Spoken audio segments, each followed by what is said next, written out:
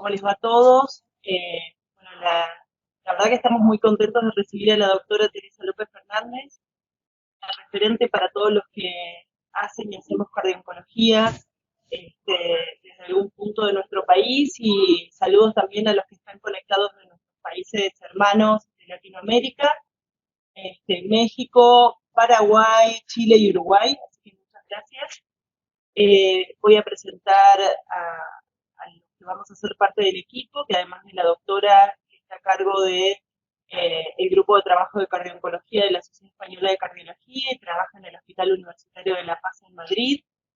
Va a coordinar el evento el doctor Cristian Núñez, que es cardioncólogo en San Juan, es el vicepresidente del comité de cardiooncología nuestro, y va a estar también la doctora Candela Vivas, que ella está en Rosario, y el doctor Guillermo Aristimuño, que están en Corrientes.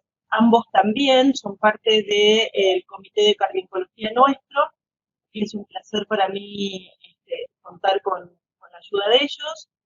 Y dentro del panel de expertos, el doctor Adrián de Ovidio tuvo un problema personal y creemos que no se va a poder conectar, quizás lo haga más tarde, pero por lo pronto, por suerte, tenemos a la doctora María Laura Plastino y al doctor Andrés Daniele. María Laura es consultora, es del Comité Asesor de Cardiooncología, trabaja en el Hospital Italiano de La Plata, es ecocardiografista, como tú, Teresa, y el doctor Andrés Daniele, que es el presidente de ACORA, con quien hacemos el evento, que les agradecemos también la colaboración para la difusión y la participación de este evento a la Asociación de Cardiooncología de la República Argentina, que es la sede, además, oficial de la Internacional de Cardiooncología, la Sociedad Internacional de Cardiooncología. Y bueno, muchas gracias a todos por participar, a los asistentes, a los coordinadores y al panel.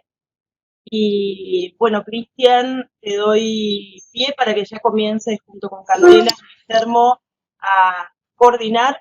Yo solamente los quería presentar.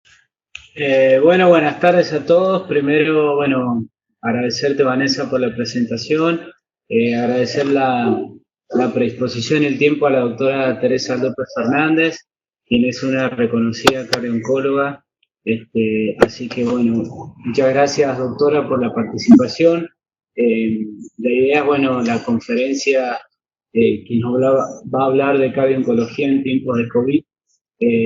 Nos va a acompañar como moderadores la doctora Candela Vivas, quien es médica staff del Hospital Privado de Rosario y médica, hace medicina nuclear. Y también nos va a acompañar el doctor Guillermo Aristimuño, quien es de Chaco, pero bueno, trabaja en el Instituto de Cardiología de Corrientes, es miembro del Comité de Cardiooncología, así que damos la apertura al webinar. Pues muchísimas gracias a todos. La verdad es que agradecer tanto a la Federación Argentina de Cardiología como a ACORA su invitación.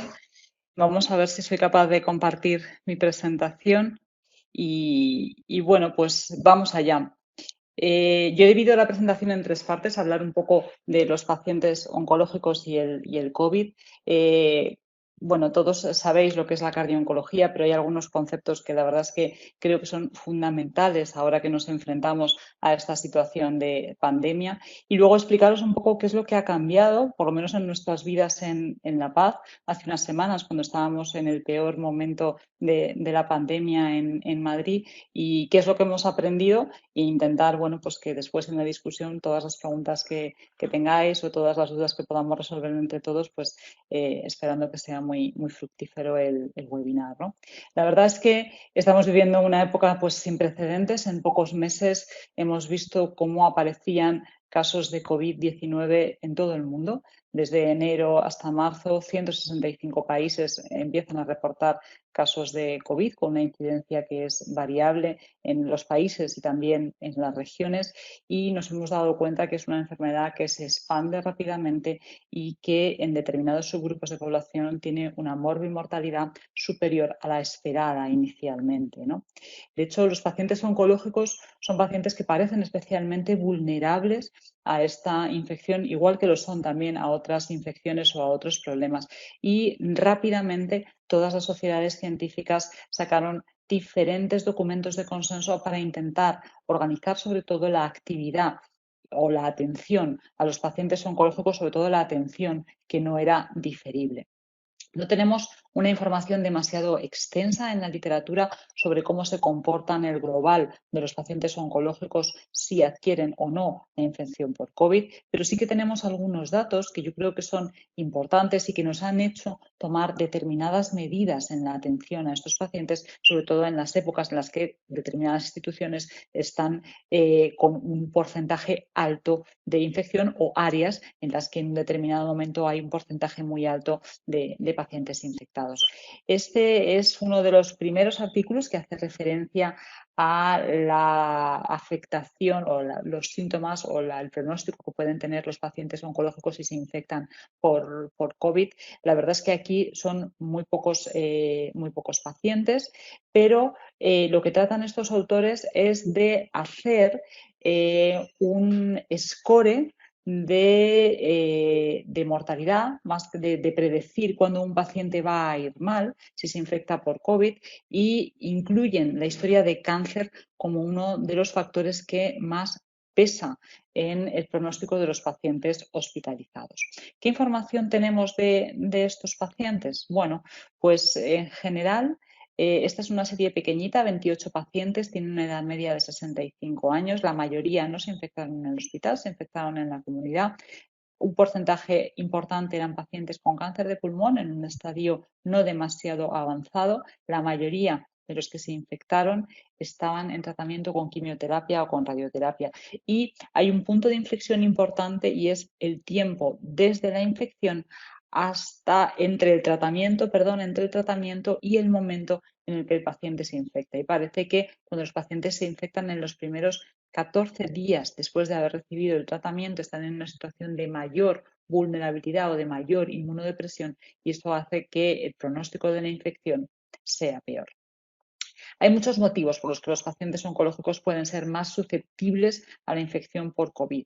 Va a depender, como veremos ahora, del tipo de tumor, de la localización, del estadio. Va a depender del grado de inmunosupresión, porque no todos los tratamientos oncológicos generan o no todos los tumores generan el mismo grado de inmunosupresión. Y luego también necesariamente va a depender de la fase del tratamiento en la que se encuentre el paciente, porque determinados tratamientos requieren visitas frecuentes al hospital o intervencionismos frecuentes que los hace más vulnerables porque, en definitiva, los expone más a un potencial contagio. Quizá este es el artículo que recoge más pacientes con cáncer, seguro que lo conocéis, son 105 pacientes con cáncer que se comparan frente a unos 500 pacientes sin cáncer, ¿no? Y en cada uno de los diferentes ítems que abordan los autores, los pacientes oncológicos van peor que la población no oncológica cuando se infectan. Es más probable que los pacientes terminen en una unidad de cuidados intensivos o con ventilación no invasiva. En función del estadio del cáncer también hay diferencias. Los tumores metastásicos van peor que los tumores no metastásicos. No todos los tumores se comportan igual. Parece que los tumores hematológicos, que probablemente tienen mayor grado de inmunodepresión, los tumores pulmonares por razones obvias, si el tumor está en el pulmón y está en una fase todavía de tratamiento agudo y ese pulmón se infecta, la reserva que hay pulmonar hace que la infección tenga unos efectos sistémicos y locales pues, mayores, ¿no? Y también depende un poco del tratamiento y parece que los pacientes en inmunoterapia o con cirugía reciente pueden ser más vulnerables a tener complicaciones significativas cuando adquieren una infección por COVID. El identificar estos subgrupos que nos permite, pues nos permite ser más cuidadosos, más prudentes si cabe en el manejo de estos pacientes y estratificar mejor el riesgo de las intervenciones que van a necesitar. Otra de las consecuencias importantes que está teniendo la pandemia del COVID en los pacientes oncológicos es cómo está afectando a la investigación. Sabéis que el participar en ensayos de oncología es uno de los puntos a veces más importante para el tratamiento de tumores que no tienen en práctica clínica unos protocolos que sean especialmente optimistas, ¿no?, en algunas fases de la enfermedad. ¿Qué ha ocurrido? Pues que al limitar el acceso de los pacientes al hospital, al limitar la disponibilidad de medios en relación con la pandemia, ha hecho que se enrolen menos pacientes en los ensayos clínicos y, bueno, hay algunas alertas en las sociedades científicas oncológicas acerca del riesgo que esto conlleva y del potencial aumento en la mortalidad de algunos tumores que podríamos ver en los próximos meses o en los próximos años.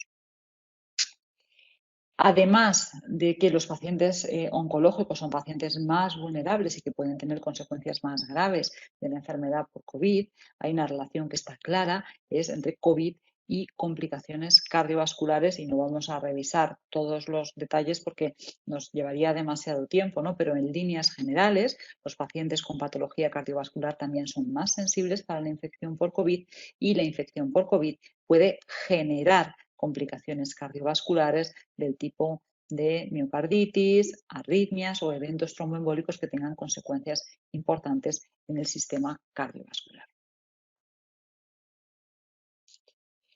Y en todo este contexto surge la cardiooncología, y ahora más que nunca es imprescindible generar equipos multidisciplinares para el manejo de estos pacientes, porque vamos a manejar a muchos de estos pacientes por teleconsultas, por consultas telefónicas, por plataformas de contacto con el paciente, pero más que nunca tenemos que estar los profesionales que nos dedicamos a la cardiooncología coordinados desde las diferentes especialidades para transmitir un mensaje de tranquilidad y una atención uniforme a los pacientes. Seguro que conocéis este artículo que salió el año pasado. Creo que muchas de las bases de los equipos de cardiooncología son realmente útiles para abordar esta época de pandemia, y de hecho en el artículo hay una tabla recogida con las características óptimas que debe tener una teleconsulta en pacientes de cardiooncología, que nosotros estamos aplicando y que es realmente útil, o nos ha resultado mucho más útil de lo que pensábamos en estos tiempos. La cardiooncología, ¿por qué es importante? El objetivo de la cardiooncología es reducir las complicaciones cardiovasculares de los pacientes oncológicos y permitir que reciban el mejor tratamiento posible.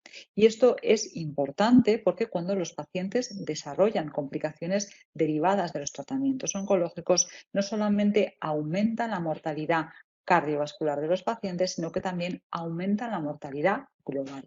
Estos son datos recientes publicados por nuestro grupo en la Revista Europea de Cardiología, es el registro CardioTox. El registro CardioTox, de forma grosera, lo que intenta es reclasificar la disfunción ventricular derivada de los tratamientos oncológicos, intentando amoldarla a la clasificación de las guías de insuficiencia cardíaca, con la intención de que esto nos permita optimizar mejor el manejo que hacemos de las diferentes manifestaciones de la insuficiencia cardíaca derivada de los tratamientos oncológicos.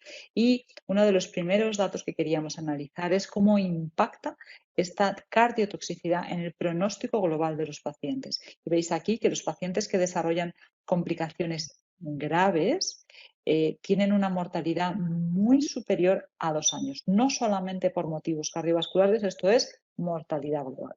Con lo cual, el trabajo de los equipos de cardiooncología claramente está justificado y va encaminado a reducir esta mortalidad y a mejorar, por tanto, a la vez el pronóstico cardiovascular y el pronóstico oncológico de nuestros pacientes.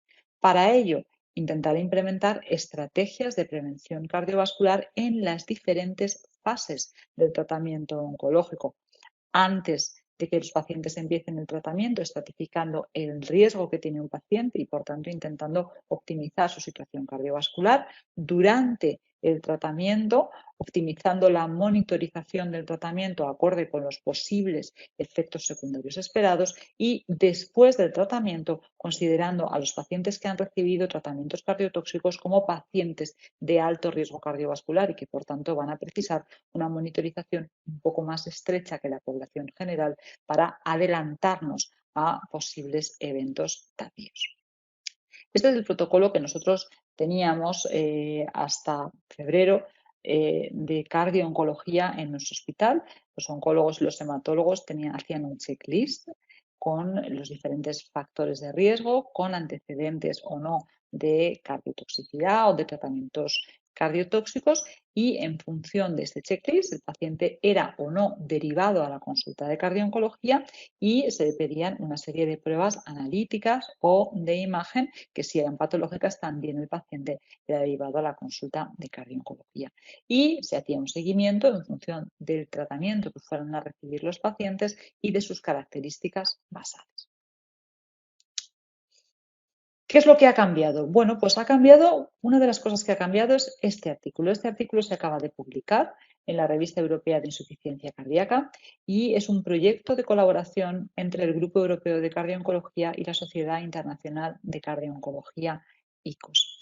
Y tiene unas plantillas, unas proformas que lo que evalúan es el riesgo de desarrollar complicaciones cardiovasculares, no solamente insuficiencia cardíaca, en estas diferentes estrategias terapéuticas en pacientes con cáncer. Entonces, las plantillas consideran no solamente el tratamiento, sino los factores de riesgo cardiovascular, consideran datos analíticos, consideran parámetros de imagen como la función ventricular, alteraciones en el electro, y con todo eso se construye un score de riesgo que está basado en una revisión muy exhaustiva de la literatura y en las evidencias que aportan de forma individual diferentes registros o ensayos clínicos. Esto nosotros lo hemos aplicado más que nunca, sobre todo porque las circunstancias del Hospital La Paz y de la cardio-oncología pues cambiaron dramáticamente a partir de mediados de marzo.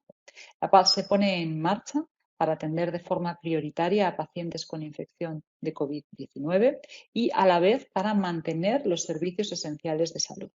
Llegamos a tener, no sé si conocéis La Paz es uno de los hospitales grandes de Madrid, tiene 1.300 camas, llegó a tener una ocupación prácticamente del 100% de pacientes COVID.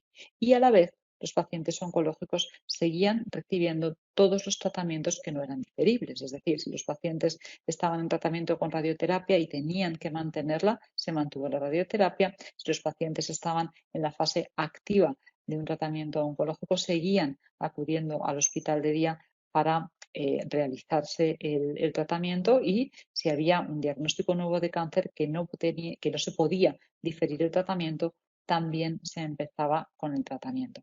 Esto requiere una reestructuración completa de los flujos de los pacientes en el hospital para, por un lado, proteger a los profesionales, por otro lado, proteger a los pacientes y, evidentemente, pues no tratar activamente con quimioterapia o con inmunoterapia o con terapias dirigidas a pacientes en la fase activa de la enfermedad, que sabéis que en muchos pacientes puede haber enfermedad asintomática.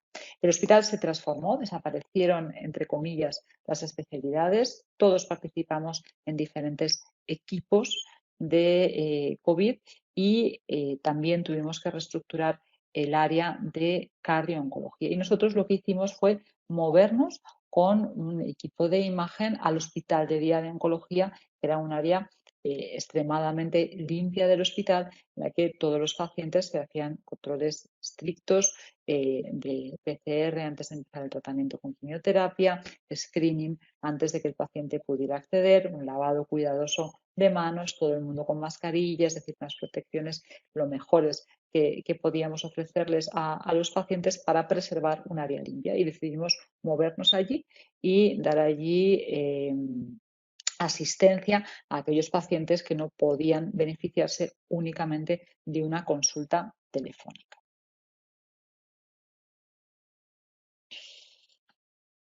¿Cómo nos organizamos con respecto a las consultas telefónicas? Bueno, pues en un primer momento las consultas eran solamente por teléfono, no teníamos la posibilidad de videollamada con los pacientes, y lo que hicimos fue priorizar en todos los pacientes en los que se podía la monitorización con biomarcadores. ¿Por qué? Pues porque antes de los tratamientos los pacientes siempre se hacen analíticas. El utilizar los biomarcadores como la troponina o el BNP nos daba una seguridad bastante buena de cómo estaban las cosas. Si confirmábamos que los biomarcadores eran normales y los pacientes estaban asintomáticos, intentábamos evitar el contacto con el hospital o la realización de otras pruebas de imagen.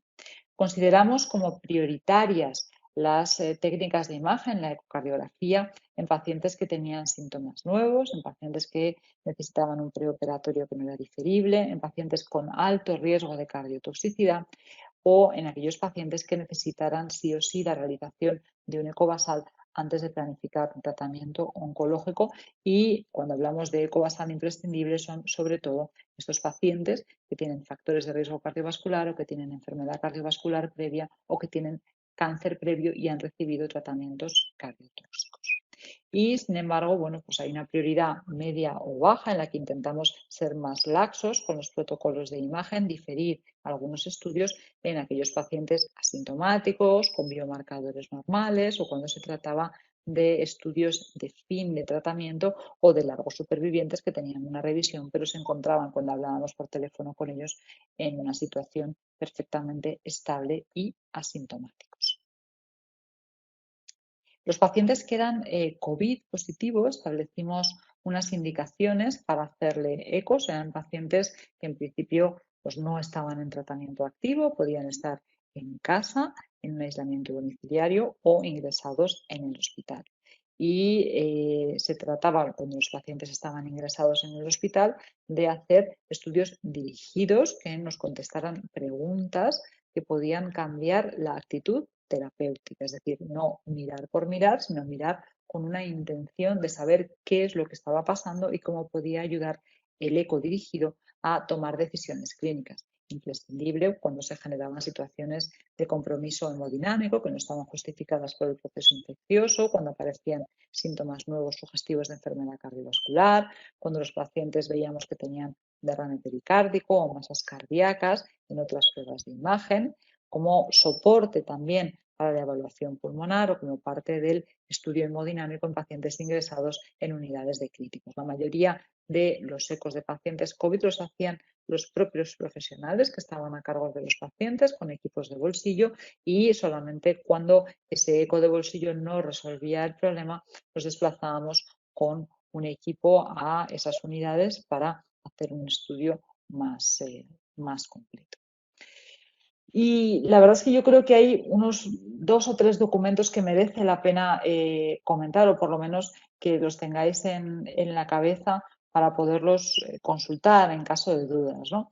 Este es un documento que está pendiente todavía de publicarse. Es un documento de consenso de la Sociedad Internacional de Cardio-Oncología, en el que trata de llegar hasta pequeños detalles de cómo manejar los pacientes oncológicos durante la pandemia COVID y sobre todo trata de resaltar qué cosas son o no imprescindibles en cardio-oncología y habría que mantener en situaciones futuras que puedan causar estragos similares, ¿no? El documento de consenso recoge tanto estrategias para mejorar el cuidado cardiovascular como estrategias claras de vigilancia con imagen y con biomarcadores en pacientes tratados con diferentes tipos de fármacos y de hecho lo que hace es resume las guías ESMO de cardio-oncología y trata por consenso de decidir qué es o qué no es imprescindible de esas guías en situaciones críticas de salud como puede ser la pandemia de COVID, ¿no? Yo creo que esta es una figura que está dentro del documento y que resume bastante bien qué cosas son imprescindibles y qué no, ¿no? Hay que ver si el paciente tiene o no alto riesgo cardiovascular, hay que ver si el paciente tiene o no tiene alto riesgo oncológico y hay que ver si el paciente tiene o no tiene alto riesgo de infección por COVID. Y en función de eso, decidir cómo vigilar el tratamiento, cómo continuar o empezar el tratamiento oncológico y cómo limitar el tiempo de estancia de los pacientes en el hospital, minimizando las visitas clínicas. Un documento mucho más práctico es el que promueve Acora. Acora promueve casi un decálogo de imprescindibles en pacientes COVID. Lo podéis encontrar en su página web, y yo creo que sin entrar en detalles sobre qué hacer con un fármaco o con otro fármaco, pues da unas recomendaciones muy prácticas basadas en la experiencia vivida en centros que que han tenido o siguen teniendo una alta incidencia de infección por COVID, ¿no? Claramente, de nuevo, los grupos multidisciplinares es lo que nos hace fuertes en la cardiooncología. Este es el grupo español de cardiooncología con un representante de las diferentes logos que veis ahí.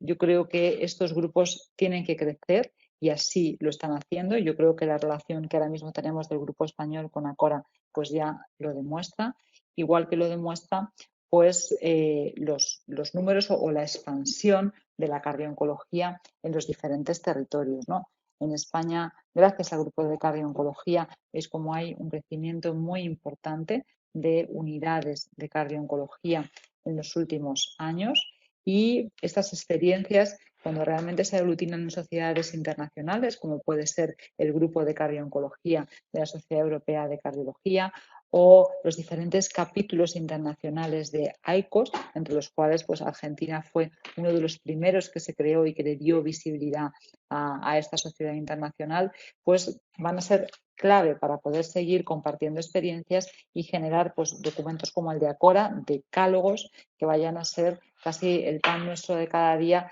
para poder manejarnos no solo desde el punto de vista clínico, sino también para tener esos documentos y comentarlos, exponerlos, hacer que nuestros gestores de los sistemas de salud tomen conciencia de la importancia de la cardiooncología y de la necesidad de promover los recursos necesarios para poder implementar la cardiooncología independientemente de pandemias o no pandemias, de que debe considerarse pues, una de las bases para que los pacientes oncológicos puedan recibir un tratamiento adecuado en unos tiempos adecuados, ¿no? Y ahí está nuestro trabajo, ¿no? La escalada del problema ha sido muy rápida, la desescalada de la fase de mantenimiento claramente va a ser más lenta, y lo que desde luego tiene que ser es sostenible a medio y largo plazo para que no nos vuelva a pillar desprevenidos una situación similar y sepamos desde el minuto cero qué priorizar y cómo actuar. Nosotros hemos readaptado el protocolo del Hospital La Paz, lo hemos simplificado hasta el extremo. Creemos que no solo para ahora, sino para siempre, el tratar de minimizar los pasos para orientar de forma adecuada qué paciente tiene que ir a qué sitio y en qué momento es clave, ¿no? Y yo creo que apoyándonos en las proformas como las que os comentaba antes de la Sociedad Europea de Cardiología y en esquemas muy básicos que a nivel local cada uno tiene que hacer en función de sus recursos y de su estructura sanitaria, pues realmente esto es lo que nos hace fuertes y lo que nos va a permitir seguir asegurando unos cuidados esenciales de salud para nuestros pacientes oncológicos. Por supuesto, las redes de investigación y las sociedades internacionales son las que van a poder ayudarnos a poner en marcha todas estas estrategias. Antes de terminar, pues comentaros el curso virtual de cardiooncología que tenemos la suerte de coordinar desde el Grupo Español de Cardiooncología junto con AICOS, que esperamos, bueno, pues que sea, ya que no podemos tener ahora mismo reuniones presenciales, pues un punto importante de discusión, de debate, un foro interesante para todos aquellos profesionales que estéis interesados en la cardiooncología. Y nada más, muchísimas gracias por vuestra atención.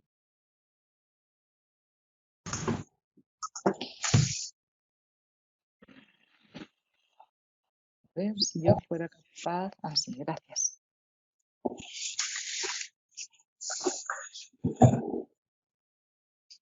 Bueno, Teresa, muchas gracias por tu presentación y gracias por contarnos un poco tu experiencia. La verdad es que nos da por lo menos un marco de donde plantarnos a empezar a trabajar ante esto que nos está tocando a nosotros aquí en Argentina actualmente.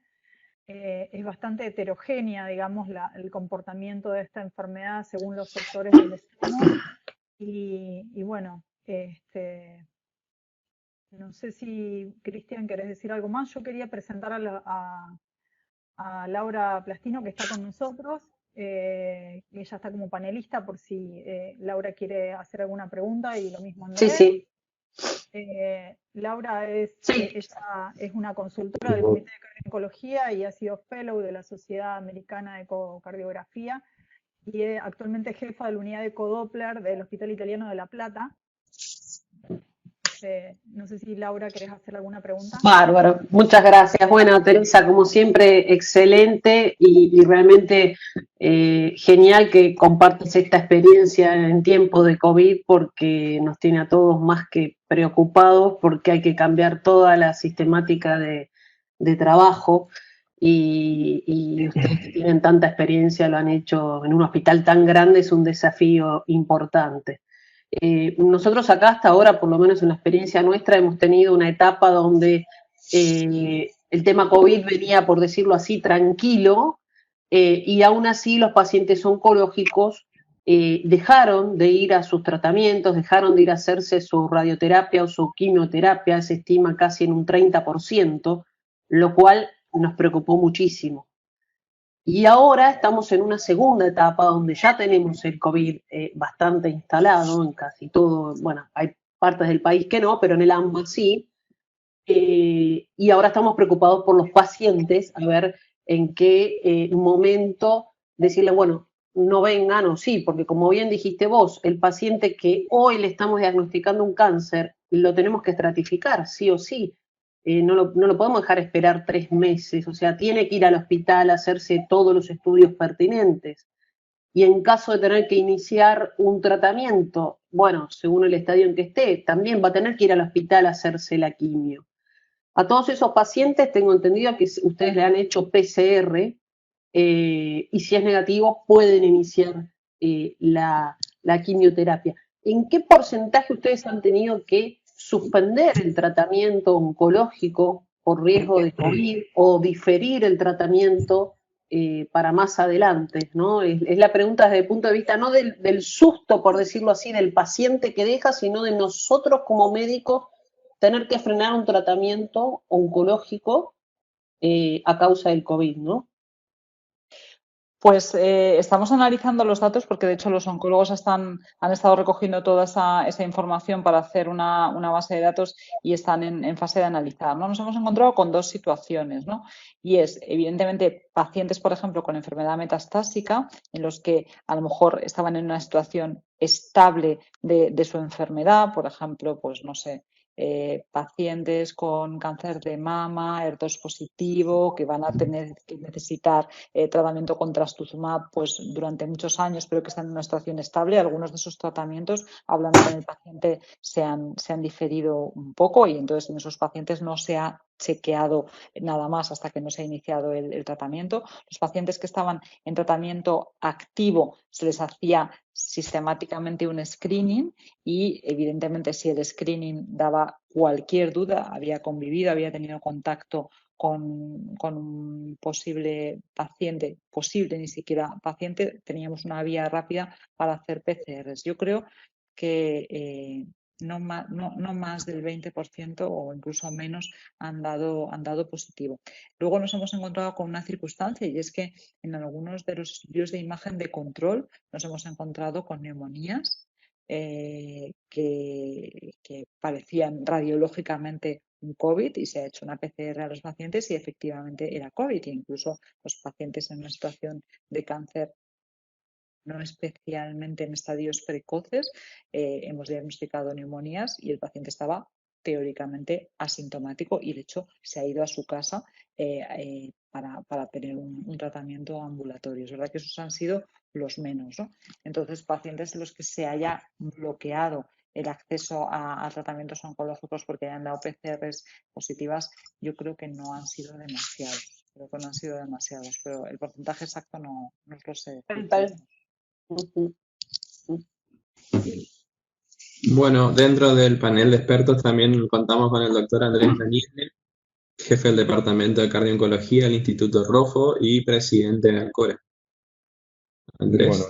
gracias, Guillermo. Bueno, en primera instancia siempre es un gusto escucharla a Teresa con conceptos tan claros que siempre vierte en sus exposiciones. Quería una reflexión y pregunta, creo que tu charla nos deja dos datos importantes. Uno, que siempre dice que toda crisis saca algo positivo. Uno es lo que se habló siempre, que la cardiooncología debe basarse en ser una especialidad interdisciplinaria y requiere de grupos colaborativos entre distintas especialidades médicas y distintas instituciones, tanto sea científicas como, digamos, sanitarias. Y esto, digamos, creo que ustedes lo han reflejado y vos lo has reflejado muy bien en tu exposición, y que nosotros acá en Argentina con la Federación estamos desarrollando junto a CORE y la Federación Argentina de Cardiología. Y por el otro lado, cómo la crisis expuso la necesidad de una simplificación de los algoritmos de la evaluación de los pacientes oncológicos, de lo que respecta a la cardiooncología, y como decías vos, de ese pensamiento de sostenerlo en el tiempo, y que hace posible que quizás en la realidad de nuestro país, en Argentina, donde no todos los cardiólogos tenemos la misma disponibilidad de estudios complementarios, y a veces uno se siente un poco, digamos, frustrado al no poder hacer todo lo que las guías te dicen, pero que ahora digamos, postulamos que puede haber una posibilidad donde la evaluación sea mucho más sencilla, más dirigida, y que todos podamos exponerla en los distintos lugares. No sé tu opinión sobre estas reflexiones y Totalmente de acuerdo, ¿no? Yo creo que la cardiooncología cuando surge parecía una cosa como muy difícil, ¿no? Como una superespecialidad casi inalcanzable, o como que había que hacer cosas que no teníamos capacidad de hacer en el día a día. Yo creo que nada más lejos de eso. A nosotros nos lo ha enseñado mucho el contacto, el proyecto de colaboración que hemos hecho con la atención primaria, ¿no? Porque cuando hicimos el primer abordaje desde nuestro hospital a nuestro área de atención primaria, nos dijeron: mira, estamos muy liados, ya no podemos hacer más cosas.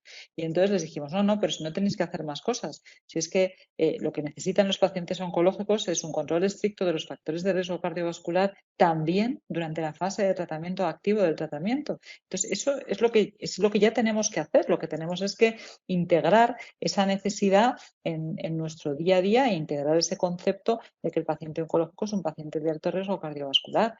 Y a partir de ahí, pues habrá un grupo relativamente pequeño de pacientes que necesiten cosas más complicadas, pero a lo mejor a la mayoría de los pacientes llegamos con una estratificación adecuada del riesgo cardiovascular, del riesgo de cardiotoxicidad, con un tratamiento adecuado de su enfermedad cardiovascular, y desde luego los biomarcadores, que son mucho más baratos que las técnicas de imagen, van a ser un soporte importante para los pacientes que tengan un riesgo bajo o intermedio de cardiotoxicidad, y nos van a permitir hacer una vigilancia adecuada sin enredar demasiado y sin poner demasiado nervioso al paciente. Es verdad que hay pacientes que necesitan una vigilancia mucho más estrecha, y cuanto más sofisticado sea después nuestra accesibilidad a algunas técnicas de imagen, pues a lo mejor vamos a poder ser más precisos en su manejo, pero el no disponer de determinados recursos no quiere decir que no se pueda hacer una cardiooncología razonable y una prevención razonable de la enfermedad cardiovascular en los pacientes oncológicos.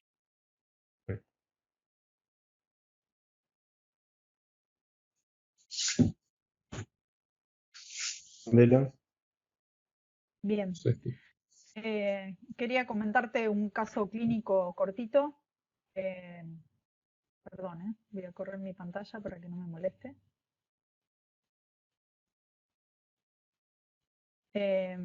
Esta es una paciente de 52 años con un antecedente de cáncer de mama izquierda, en mama izquierda, triple negativa, con un KI de 65. Ella tenía un nódulo de 1,5 centímetros, no tenía compromiso ganglionar, y en realidad el motivo de derivación al servicio de cardiooncología es porque se constata una reducción de la fracción de eyección en un eco de control que se hace a la paciente.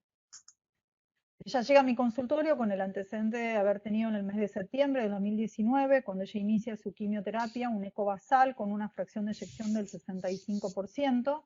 Ella hace un plan de doxo más ciclofosfamida por 4 ciclos y después queda con Pacli por 12. En el mes de noviembre se le realiza una cirugía e inicia radioterapia.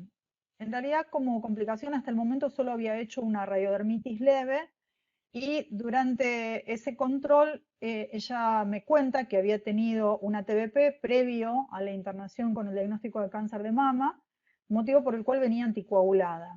En el mes de febrero se le repite la ecografía, o sea, más o menos unos 5 o 6 meses casi después, en otra institución que informa una caída de la fracción de eyección al 56%, con una hipoquinesia septal, motivo por el cual ella en ese momento es derivada a mi servicio. Ella llega a mi consultorio totalmente asintomática desde el punto de vista cardiovascular, normotensa. Lo que sí refería es una sensación de hormigueo en ambas manos. En el laboratorio se constata un colesterol total de 231, triglicéridos en 104, un LDL de 149 y un HDL de 67, con un electrocardiograma normal. En ese momento se le solicita repetir el Doppler cardíaco y un test de esfuerzo también por esta hipoquinesia septal que informaba el eco que tenía hecho en el mes de febrero. Esto se hace más o menos dentro del mes, desde esta consulta del mes de febrero a los primeros días de marzo, que ella cuando viene a mi consultorio son los primeros días de marzo, y le solicita realizar una interconsulta con el servicio de neurología por una posible neuropatía secundaria también a la cardiotoxicidad. En el mes de marzo nosotros empezamos con la cuarentena, con restricción para desplazarse, el día 14 de marzo, motivo por el cual la paciente, como se encontraba asintomática, decide postergar los controles. ¿Me escuchan claramente? Sí, sí, sí, sí. No puedo pasar la pantalla, perdón. Entonces, en ese momento la paciente se había ido con el pedido de repetir su ecografía cardíaca y no había vuelto a regresar a consultorio.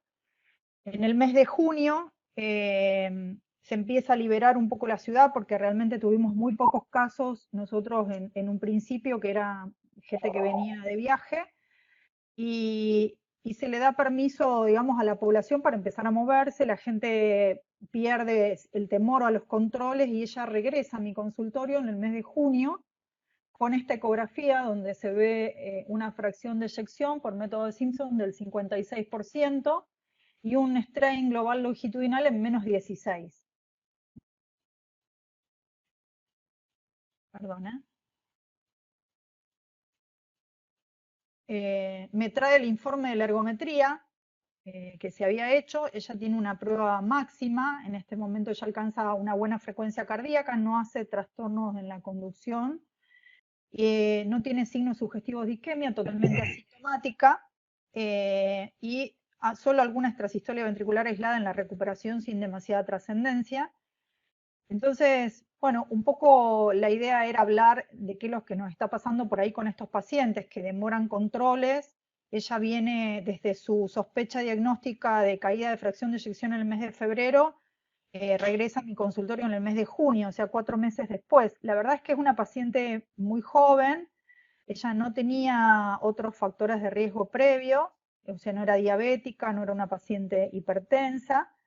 Y bueno, en este momento se decide iniciar tratamiento con enalapril, bajas dosis, bisoprolol y rosuvastatina.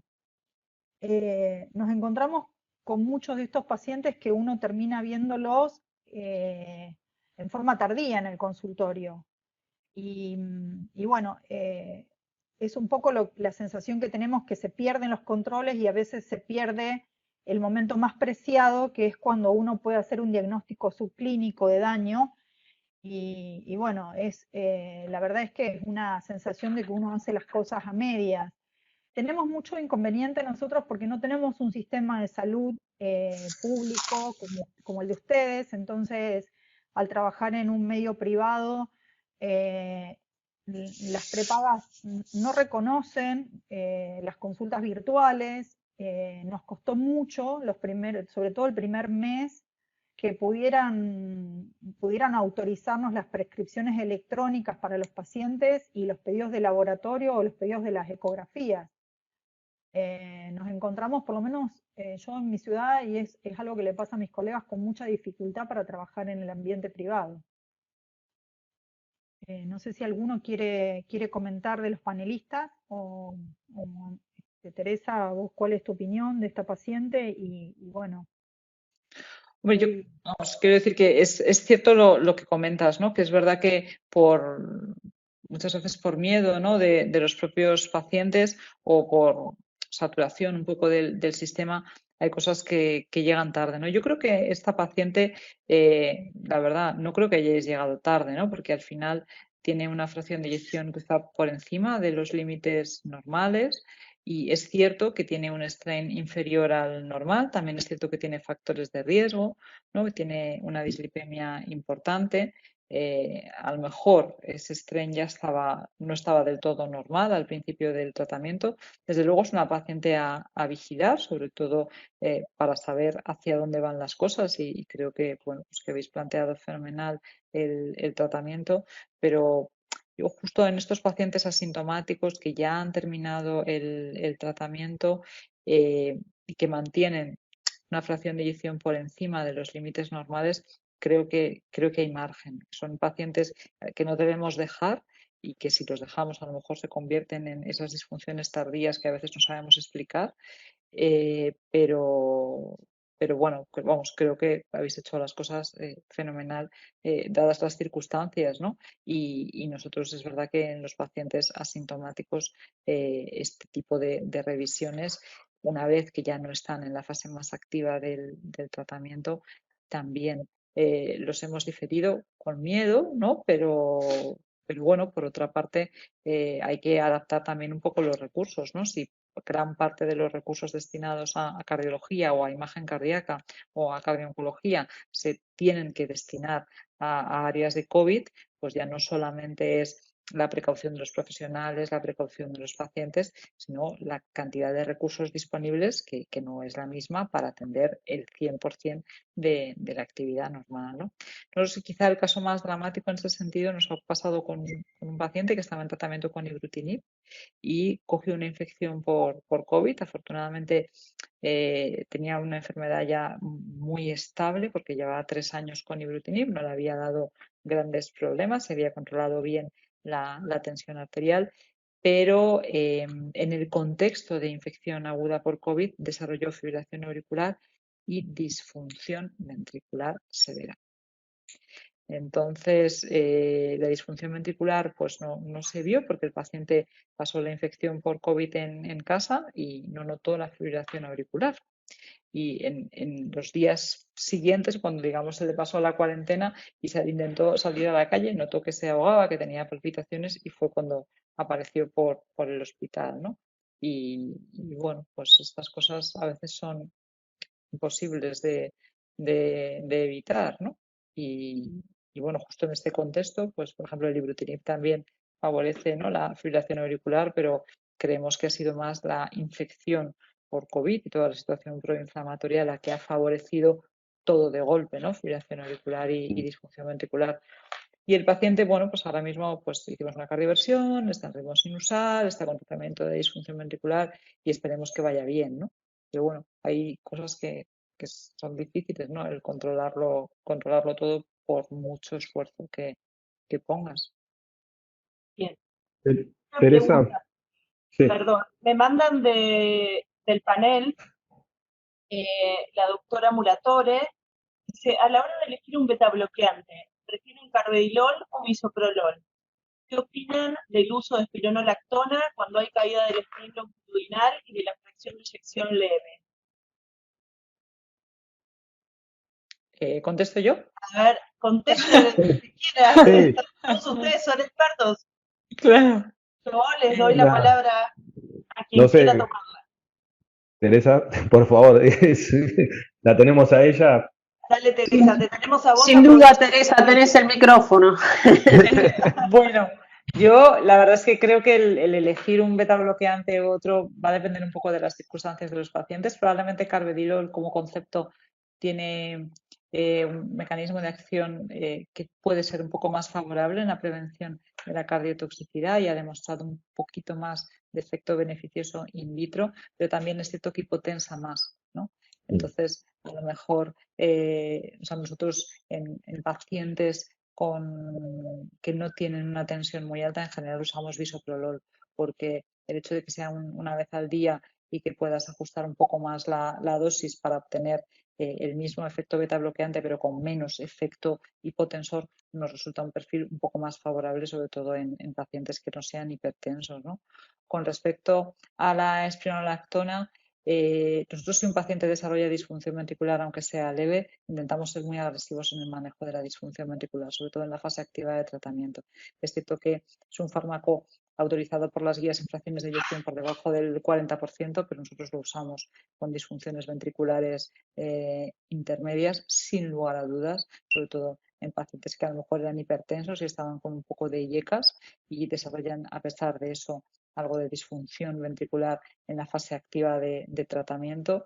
El hacer el cambio a sacubitril/valsartán, el utilizar espironolactona, nos está dando buen resultado en el manejo de los pacientes.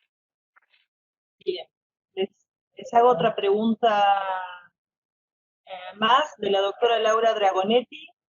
Si en España, Teresa, ustedes utilizan la cardioresonancia, si la utilizan, si usan el mapping. Pues yo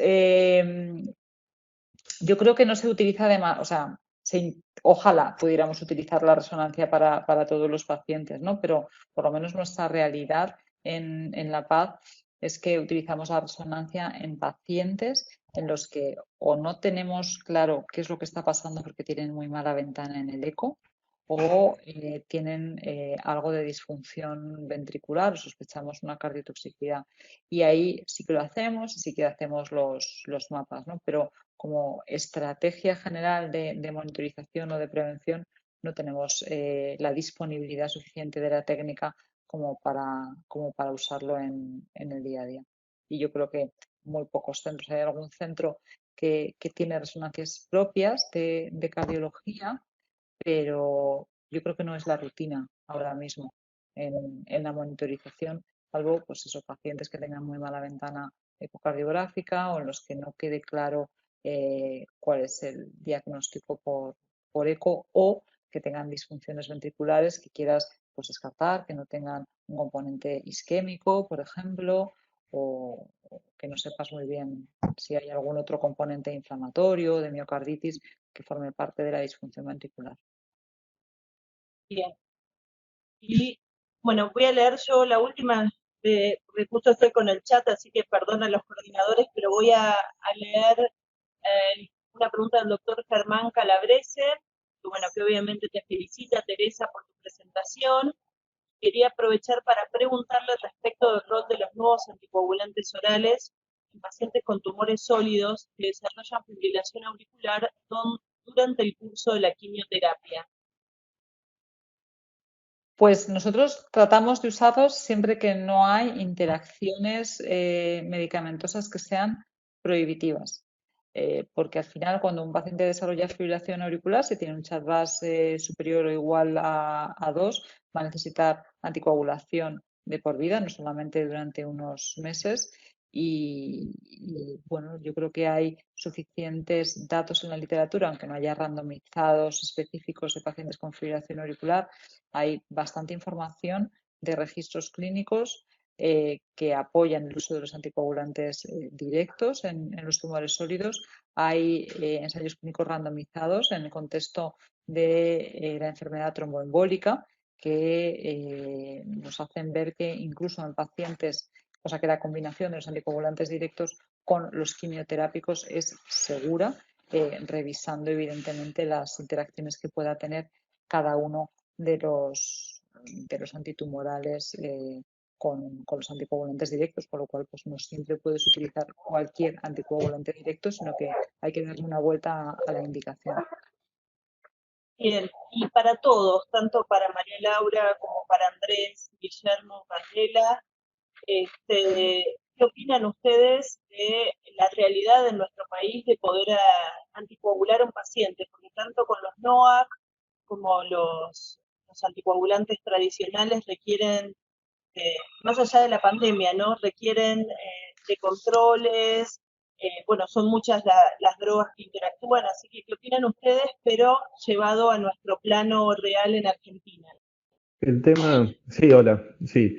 Sí. El tema un poco, yo me quedé con el comentario de lo que Candela había manifestado en virtud del caso clínico que presentó, si la pregunta de ella se había llegado tarde, y esto lo podemos, digamos, correlacionar con el tema de la anticoagulación, y es que tenemos nosotros un, digamos, un trabajo muy arduo por delante, los que queremos hacer cardiooncología y tratamos todos los días de sustentar a los pacientes oncológicos, y es lograr que tanto el hematólogo como el oncólogo, digamos, se asocie, se entienda la necesidad del trabajo en equipo y de un feedback permanente, que todavía hoy, a ver, yo vivo una realidad muy especial porque soy una isla dentro de un hospital de oncológico, o sea, estoy rodeado de oncólogos, entonces eso es una realidad muy particular, pero en la faz de cardiólogo en una institución polivalente, a veces es difícil que tanto el oncólogo como el hematólogo entiendan la necesidad de ese feedback permanente y esa necesidad de evaluación del paciente que requiere un seguimiento estrecho y multidisciplinario, y que a veces uno siente como que ellos malinterpretan una invasión en su práctica clínica, pero bueno, uno tiene que insistir y convencer a los colegas que el trabajo en equipo es lo que va a beneficiar al paciente. A veces se hace difícil en anticoagular pacientes oncológicos donde uno no tiene un centro de seguimiento, digamos, con un trabajo en equipo, y deriva a un paciente a un hematólogo y el hematólogo lo ve una vez y dice, bueno, anda a ver al cardiólogo, y después resulta que el hematólogo no lo vuelve a citar y pasaron 3 meses y quedó con una dosis fija de acenocumarol o warfarina, o que le indicó un NOA y nunca más lo controlaron en un paciente que a veces tiene riesgo de sangrado. Entonces, yo creo que la base de esto es un trabajo de hormiga, digamos, de lograr entender que la necesidad de esa diapositiva que mostraba Teresa, del trabajo en equipo multidisciplinario, de un contacto diario, que en definitiva va a llegar al beneficio de nuestro paciente, ¿no? No sé si ustedes tienen alguna otra opinión. Sí, yo coincido totalmente para no repetir lo mismo en virtud del tiempo, estoy totalmente de acuerdo y creo que el trabajo nuestro desde nuestras instituciones, ACORA, la Federación Argentina de Cardiología y demás, y todas las que sumen, es concientizar a los médicos, a los cardiólogos, a los oncólogos, a los hematólogos y demás, que debemos trabajar en equipo, porque nuestra realidad en nuestro país y en los países que nos rodean es muy distinta, es muy, muy distinta. Entonces creo que el trabajo principal de las instituciones es poder concientizar a los profesionales en esto, ¿no? Para que funcione. Pero bueno, a ver, Teresa. A veces es difícil lograr la unión entre los cardiólogos. Imagínate, bueno, hemos hablado con Teresa y también sucede en todas partes del mundo. A veces es difícil Exacto. juntarnos los cardiólogos, imagínate cuando tenemos que sumar otras especialidades. Pero bueno, la idea es, parece eslogan de publicidad política, pero la idea es que sean con todos, es con todos. Acá, por suerte, en el chat hay gente de la Sociedad de Cardiología que los invitamos, acá lo vi a doctor Santos, a Silvia, así que los invitamos a trabajar y hacer cosas todos juntos, yo transitoriamente, porque nuestras incidencias van cambiando, pero bueno, seguiremos asesorando como lo está haciendo Lala, como lo hace la doctora Plastino, como lo hace Andrés, como desde afuera, pero la idea es sumar, logremos unirnos para que nuestros pacientes estén mejor y llegar a consensos que nos ayuden a desarrollar mejor esta subespecialidad.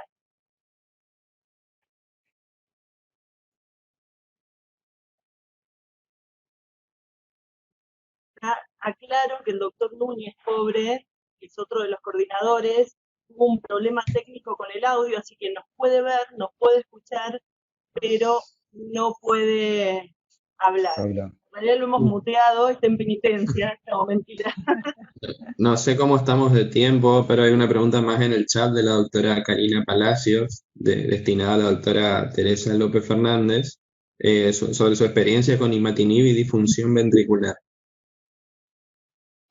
Pues la verdad es que ahora mismo no recuerdo ningún paciente que tenga disfunción ventricular grave secundaria a imatinib, por lo menos que llevemos en los últimos años, ¿no? Es verdad que, bueno, todos estos fármacos pueden producir toxicidades vasculares más allá de lo que es la disfunción ventricular, y cuando uno está, o sea, yo creo que el objetivo sobre todo, más que hacer, hay determinados fármacos nuevos que más que hacer muchos ecos buscando la prevención de la disfunción ventricular, es mejor hacer mucha prevención cardiovascular para evitar que aparezcan problemas, ¿no? Y yo creo que el imatinib encaja ahí en ese grupo. Bien. Doctora Plastino, Andrés, ¿alguna experiencia? No, sí, ahora, el imatinib, por supuesto que es un fármaco de amplia aplicación en el tratamiento de la leucemia amiloide crónica. Bueno, fue el primer ITK, digamos, que surgió para el tratamiento de la leucemia amiloide crónica y es ampliamente usado por los oncohematólogos. Sinceramente, si bien hay reportes del 0.6% de incidencia en un trabajo de la MD Anderson, en la práctica clínica de los pacientes que he visto no he tenido incidencia de disfunción ventricular, no así como con otros, digamos, ITK. Pero bueno, en el caso particular de imatinib no. Y a propósito de un caso, ya que Karina preguntó, una paciente ahora, bueno, le contaba recién, acabo de entrenar un para COVID que tiene hipertensión pulmonar por liquidez. No sé si ustedes que saben más, ¿qué opinan de esto? Ya tiene una patología rara vinculada a un efecto adverso bastante infrecuente y encima se le suma COVID. Bueno, yo puntualmente hago hipertensión pulmonar, así que cardio-oncología y función ventricular, pero ¿qué opinan ustedes de María Laura, Teresa? ¿Puedo sumar? Si hay alguien de los asistentes que pueda ayudar, miren. Es verdad que es una combinación potencialmente muy peligrosa, ¿no? Hemos aprendido que el COVID favorece embolismos pulmonares, sobre todo periféricos, probablemente con un perfil bastante diferente al tromboembolismo pulmonar clásico.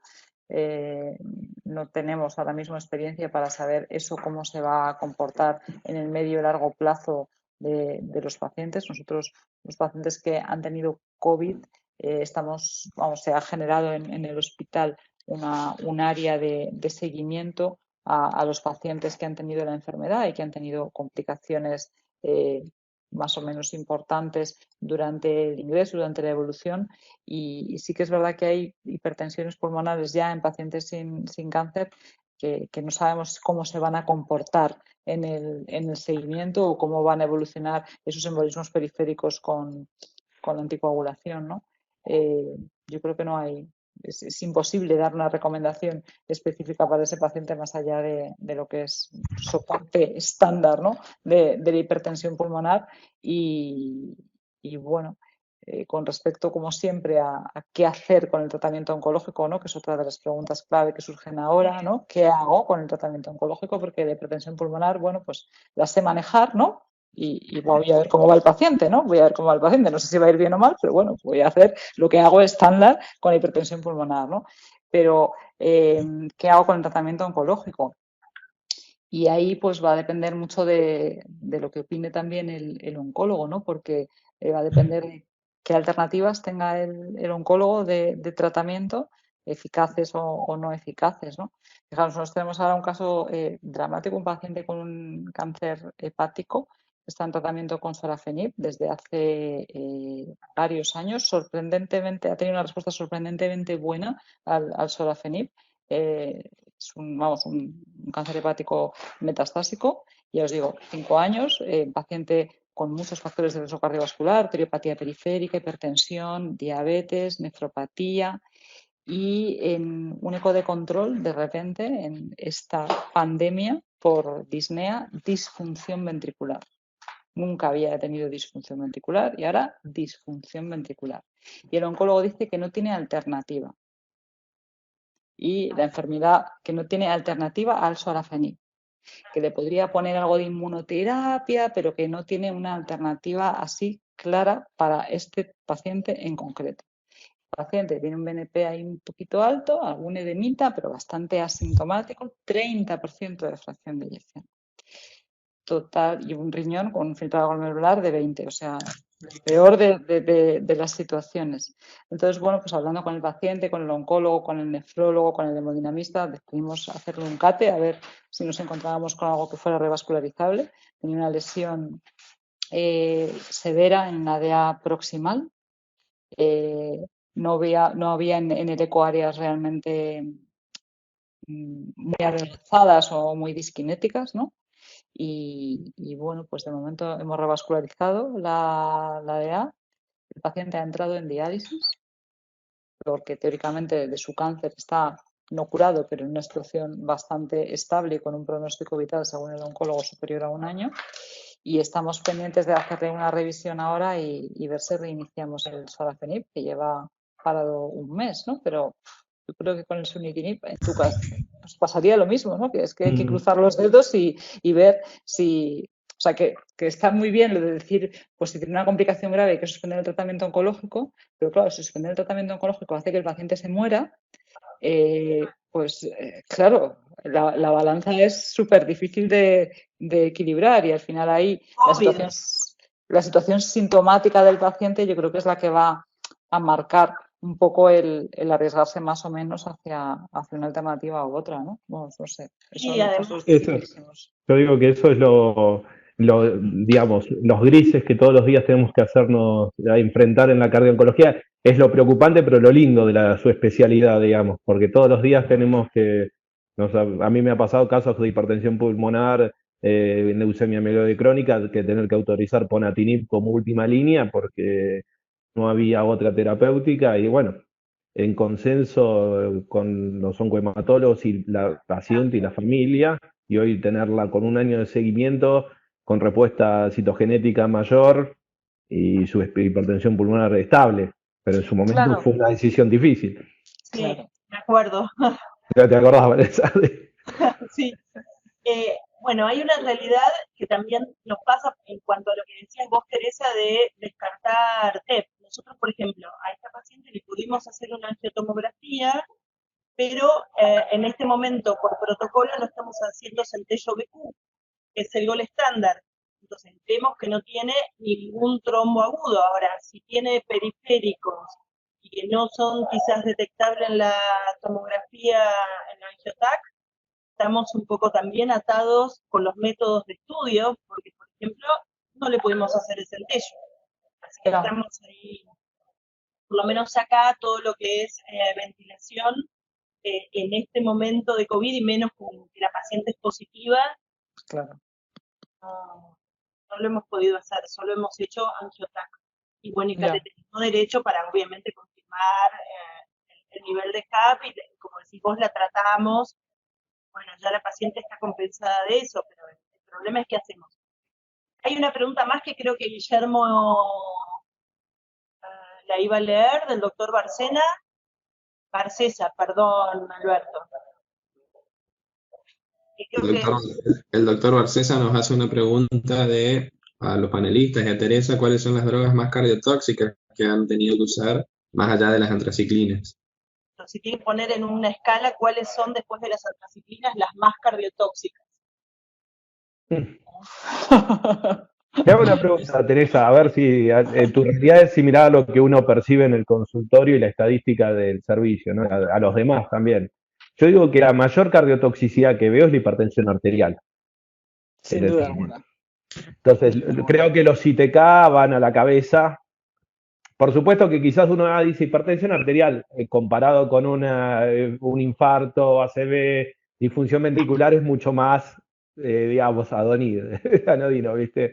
Pero creo que la hipertensión arterial es uno de los cardiotoxicidades más frecuentes que vemos y los ITK, por supuesto, en incidencia. Después, digamos, la disfunción con anti-HER2 y no, bueno, no sé, habla tú de tu experiencia ya de incidencia en La Paz, ¿no?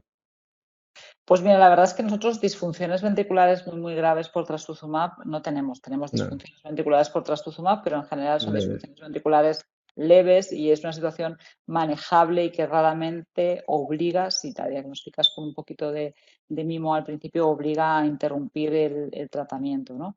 Pero nosotros la mayoría de las toxicidades graves las tenemos en pacientes hematológicos. De hecho, hemos tenido alguna miocarditis por ciclofosfamida en pacientes trasplantados grave y preocupante, y sin duda los inhibidores de tirosinquinasa con la hipertensión arterial, de hecho, son los que nos han generado disfunciones ventriculares muchas veces por hipertensión arterial mal controlada o edemas agudos de pulmón hipertensivos con función ventricular conservada. O sea que, y luego uno de los problemas que tienen estos fármacos es que como muchos son tratamientos orales, se considera que no tienen efectos secundarios significativos y muchas veces se vigilan menos que los pacientes que están con tratamientos intravenosos, ¿no? Y eso hace que las consecuencias a veces sean más difíciles de atajar a tiempo.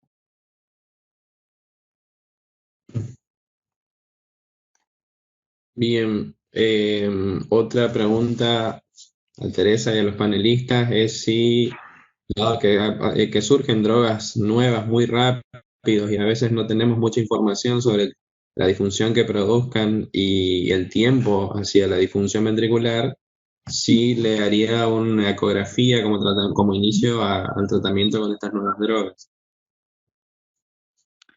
Pues nosotros cada vez lo que estamos haciendo más es dirigir los estudios de imagen más que en función de la droga, en función del riesgo global del paciente, ¿no? Porque lo que está claro es que una vez que un paciente ha recibido un tratamiento puede desarrollar, tenga riesgo bajo, medio o alto, complicaciones cardiovasculares, pero el eco basal en pacientes que no tienen factores de riesgo cardiovascular, que no tienen enfermedad cardiovascular conocida, que tienen un electrocardiograma normal, más allá de tranquilizar a sus médicos, al paciente no le ayuda demasiado.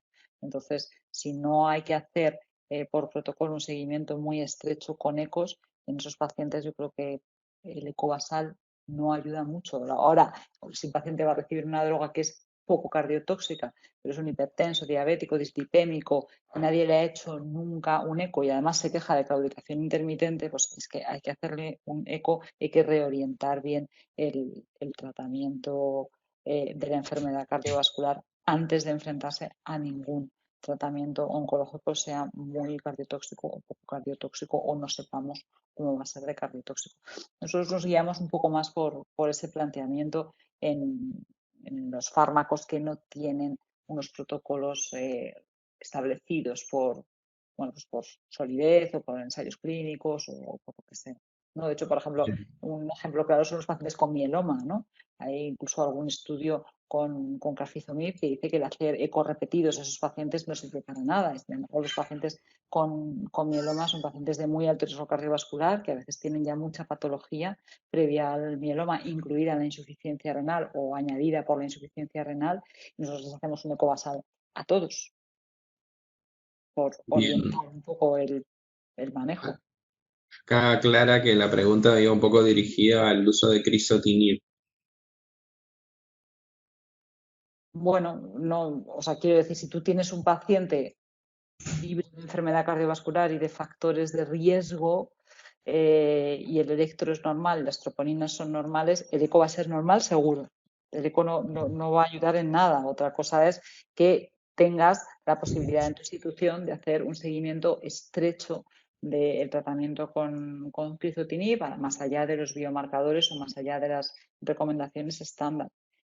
Yo creo que justo en esos pacientes los ecoseriados no ayudan demasiado, por lo menos no tenemos experiencia en que ayuden demasiado los ecoseriados y probablemente los biomarcadores son más sensibles.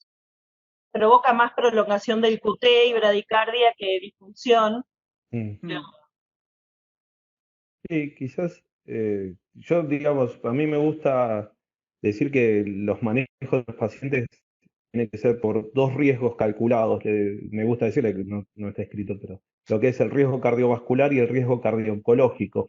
El riesgo cardiovascular es lo que hacemos todos los cardiólogos en nuestro consultorio con todos nuestros pacientes y definen las estrategias de evaluación de cualquier paciente en población general. El cardioooncológico lo que suma es la droga.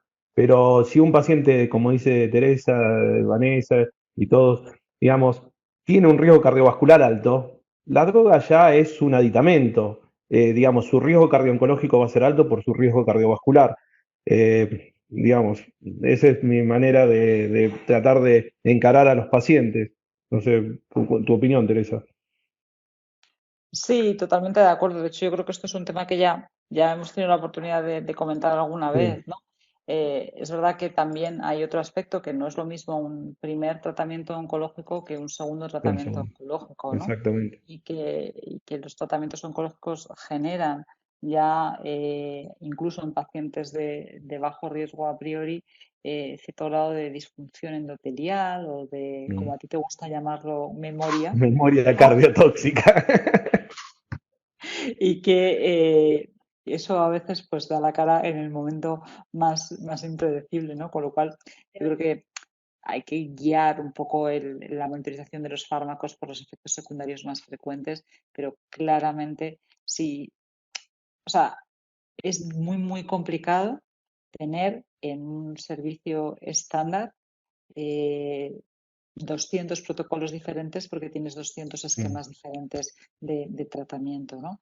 Entonces, eso se puede hacer en pacientes muy seleccionados, pero el grueso de los pacientes, si queremos que la cardio-oncología funcione, tienen que ir a protocolos que sean más o menos estándar y que, como tú dices, estén basados en el riesgo cardiovascular previo del paciente. Porque lo otro sería la situación ideal, pero vamos, nosotros por lo menos no llegamos. Exacto. Muchas gracias a todos porque tenemos que entregar, porque hay otros webinars de la Federación de Cardiología, así que en realidad 15 y 15 era nuestro horario, nos hemos pasado unos 5 minutitos, pero la verdad que es muy interesante como siempre y todos los participantes acá, Teresa, te agradecen, te mandan cariños, que sos muy clara, también les gustó el caso clínico, así que bueno, la verdad es que muchas gracias Teresa, muchas gracias Candela, Guillermo por la ayuda, que fue un poco el coordinador y el alma mater de todo el grupo y esto, también a María Laura que tuvo que salir, Núñez, y bueno, gracias Andrés por el auspicio de Acora. Y No, gracias a la Federación por la invitación. Y a toda la Federación de Cardiología, y a Jorge, que es el técnico que nos ayuda con todo esto para que pueda llevarse a cabo. Así que bueno, muchas gracias a todos y vamos cerrando. Teresa. Gracias. Gracias.